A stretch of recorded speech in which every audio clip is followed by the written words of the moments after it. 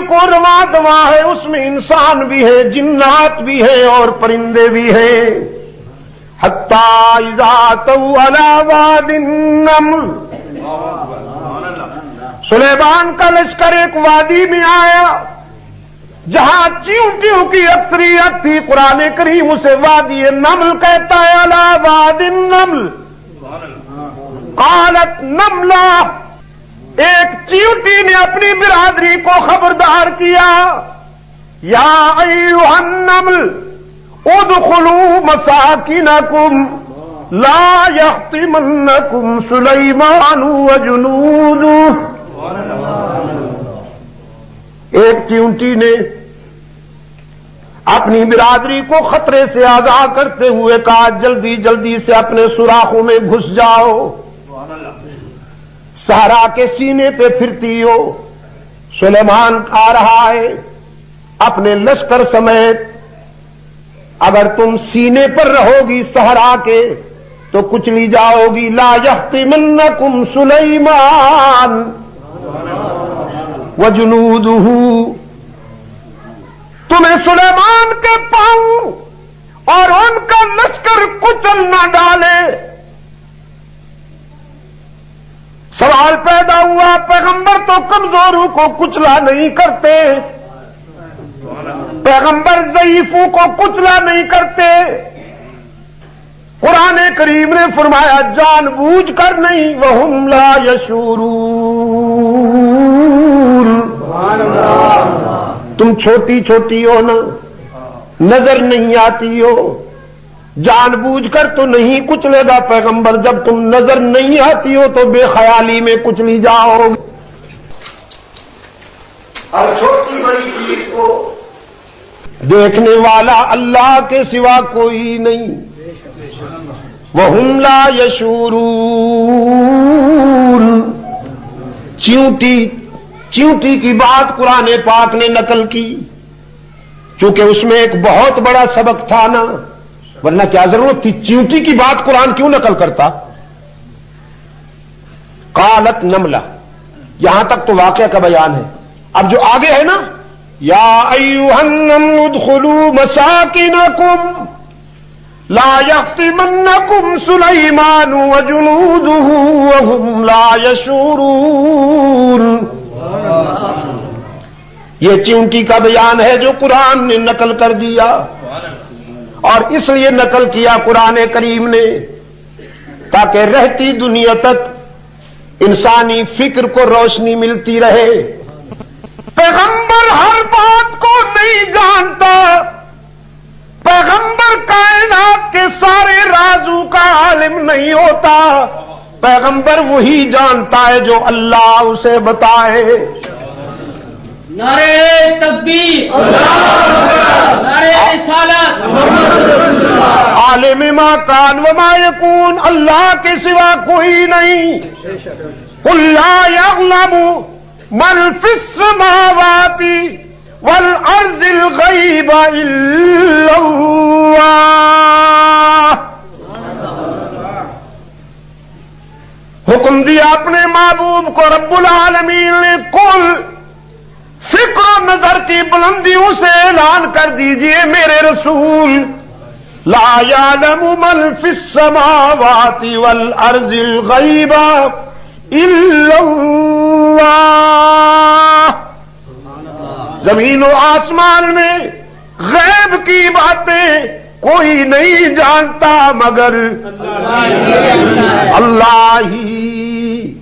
لا یعلم من فی السماوات والارض الغیب الا اللہ. فتبسم ضاحکا من قولها. چیونٹی اپنی برادری کو خطرے سے خبردار کرتے ہوئے حکم دے رہی ہے کہ سوراخوں میں چلی جاؤ، اور سلیمان نے سن لی اس کی بات، ہنسی نکل گئی. سلیمان علیہ الصلوۃ والسلام کی ہنسی نکل گئی. قرآن کہتا ہے فتبسم ضاحکا من قولها. اس کی بات کو سن کر سلیمان مسکرا دیے.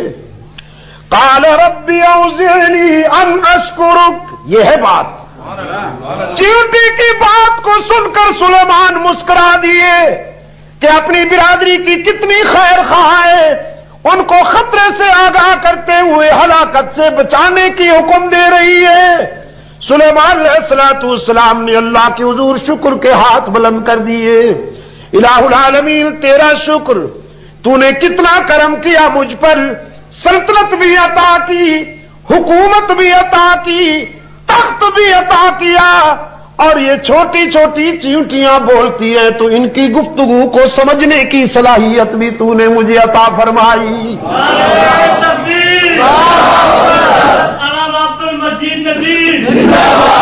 آپ نے دیکھا یہ بھی ایک ادا ہے، یہ بھی ایک انداز ہے، اور وہ بھی پیغمبر ہے جو اپنے پاس پیالے کو رکھنا بھی سرمایہ داری سمجھتا ہے، اپنا لکڑی کے ایک پیالے کو بھی اپنے پاس رکھنا سرمایہ داری سمجھتا ہے۔ وہ بھی ایک انداز ہے، یہ بھی ایک انداز ہے۔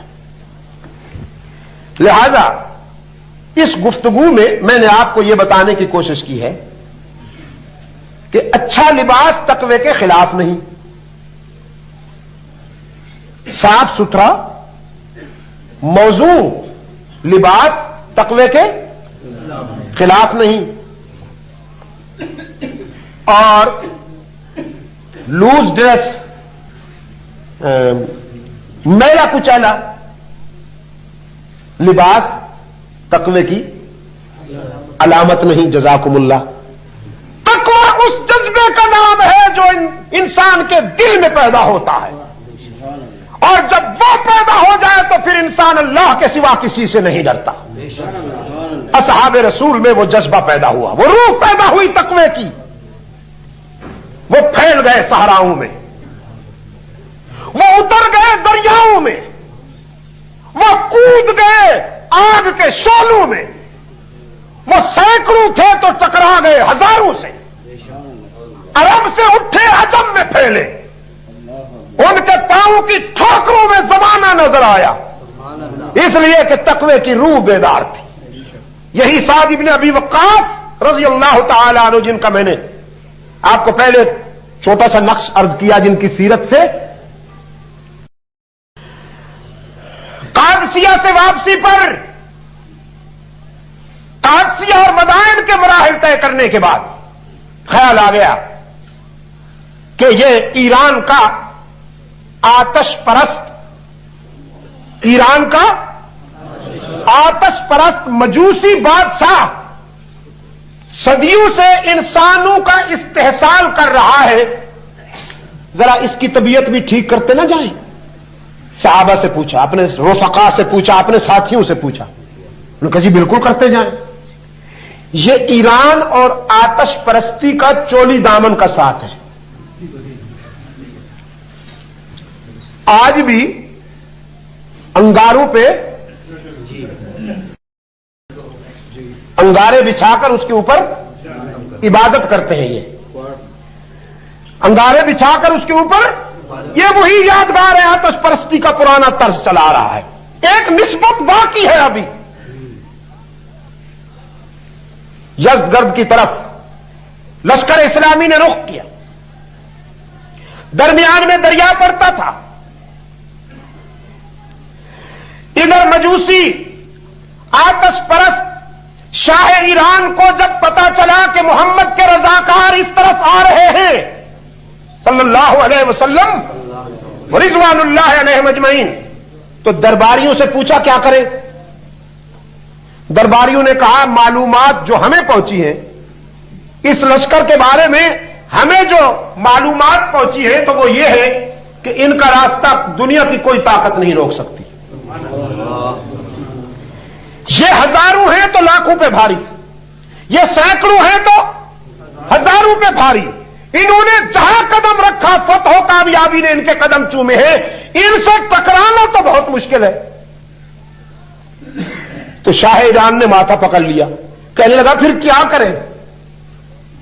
درباریوں میں سے ایک کی کھوپڑی میں پرپوزل آیا، کہنے لگا ابھی بتاتا ہوں، آپ ایسا کریں یہ جو دریا میں کشتیاں کھڑی ہیں نا، جن کو ہم ملا کر کبھی کبھی پل بھی بنا لیتے ہیں، آپ کو یاد ہوگا کبھی کبھی یہ آرٹیفیشل وہ بنا کرتے تھے، یہ کشتیاں ہٹا دی جائیں، جب کشتیاں نہیں ہوں گی تو دریا کو کیسے عبور کریں گے؟ اب گھوڑے تو کشتیاں نہیں نہ بن سکتے، جب کشتیاں آپ ہٹا لیں گے وہ دریا کو عبور نہیں کر سکیں گے اور ہم تک پہنچ نہیں پائیں گے۔ بہت خوش ہوا، کہنے لگا واہ کیا سوچی ہے تمہیں، بہت عمدہ بات ہے، بہت عمدہ بات ہے۔ حکم دیا کشتیاں ہٹا دی جائیں اور اتنی دور پہنچا دی جائیں کہ ان تک وہ پہنچ ہی نہ پائیں۔ رحمت عالم صلی اللہ علیہ وسلم کے غلام دریا کے کنارے پہنچے، امیر لشکر نے دیکھا دریائے دجلہ ہائے ہائے کر رہا ہے، موجیں اٹھتی ہیں اور بیٹھتی ہیں، موجوں کا مد و جزر دعوت دے رہا ہے کہ حل من مزید، حل من مزید۔ لیکن اس تقوی شعار کمانڈر ان چیف نے دریا کے کنارے پہ کھڑے ہو کر ایک خطاب فرمایا ہے، وہ خطاب تاریخ کا سرمایہ بن گئے۔ فرمانے لگے دجلہ جس کے حکم سے تو بہ رہا ہے اسی کے حکم پر ہم چل رہے ہیں۔ میں تجھے بتانا چاہتا ہوں کہ ہم ہر جائی نہیں یکجائی ہیں، ہم مجاور نہیں مجاہد ہیں، ہم رحمت للعالمین کے سپاہی ہیں، ہم اعلاء کلمت اللہ کے لیے آئے ہوئے ہیں، ہم معروفات کی اشاعت کرنے والے ہیں، منکرات کا خاتمہ کرنا چاہتے ہیں، اللہ کی زمین پر اللہ کے قانون کو سربلند دیکھنا چاہتے ہیں۔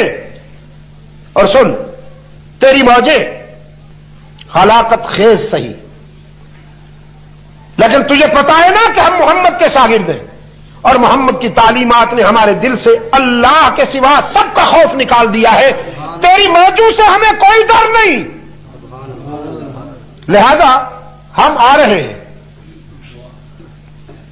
پلٹ کے دیکھا لشکر کی طرف، چہروں کو پڑھا، کبھی کبھی قائد کی خاموش نگاہیں اتنا کام کر جاتی ہیں کہ گھنٹوں کی خطابت نہیں کرتی، خاموش نگاہوں سے چہرے کو پڑھا، اپنے سپاہیوں کے چہروں کو پڑھا، سب کے چہرے خاموشی کی زبان سے کہہ رہے تھے اللہ کا نام لے کر آگے بڑھیے، ہم تمہارے ساتھ ہیں۔ سعد بن ابی وقاص رضی اللہ تعالی عنہ نے ایڑی لگائی، گھوڑا دریا میں، اپنے امیر کا گھوڑا جاتا ہوا دیکھ کر باقی سپاہیوں نے گھوڑے اتار دیے دریا میں۔ ابن جوزی رحمت اللہ تعالی علیہ نے نقشہ کھینچا ہے اس لشکر کا، فرماتے ہزاروں گھوڑے دریا کے سینے پہ سوار تھے، یوں نظر آتا تھا گھوڑوں پر صحابہ یوں بیٹھے تھے جیسے تخت پہ بادشاہ بیٹھے ہوتے۔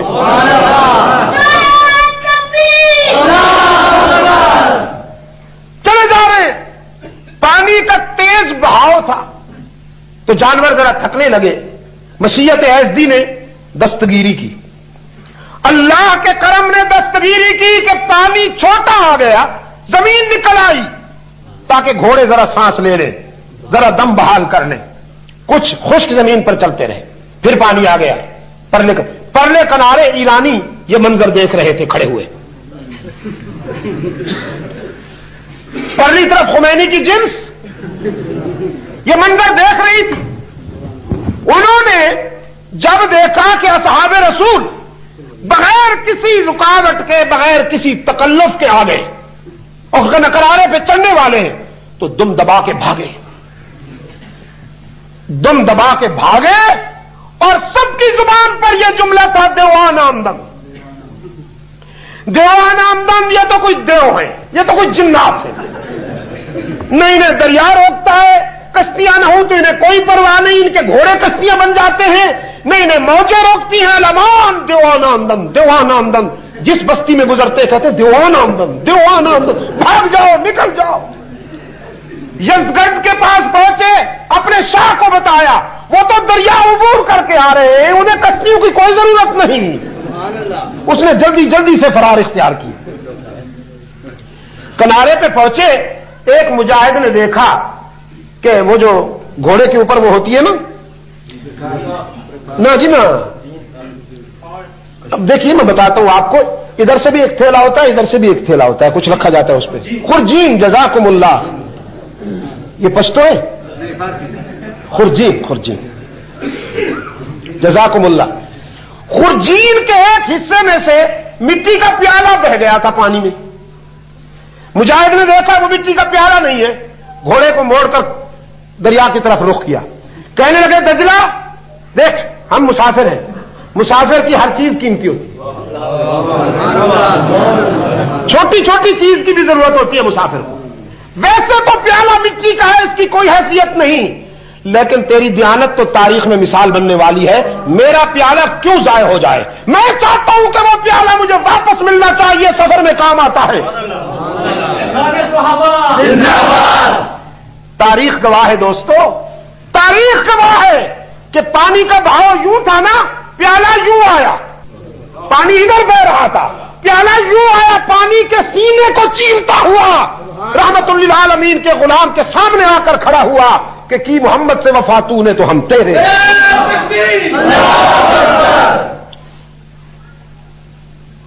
شاہ ایران اس منظر کو دیکھ کر اور سن کر بھاگ گیا بغیر کسی قابل ذکر مزاحمت کے. رحمت عالم صلی اللہ علیہ وسلم کے رضاکاروں نے یہ محاذ فتح کر لیا، اس کے قلعے میں آ کر نماز جمعہ ادا کی.